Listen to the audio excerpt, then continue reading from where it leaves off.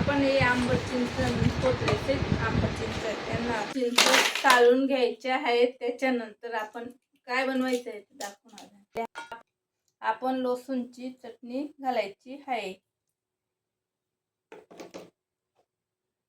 आपण आता मीठ घातलेलं आहे. आपण चाट मसाला घातलेला आहे. ही चिंच आपल्याला आता लगेच खायची आहे.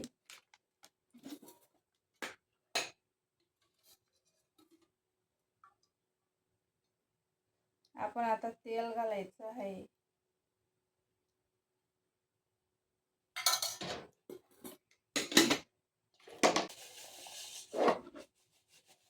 आपली डिश आलेली आहे नाही.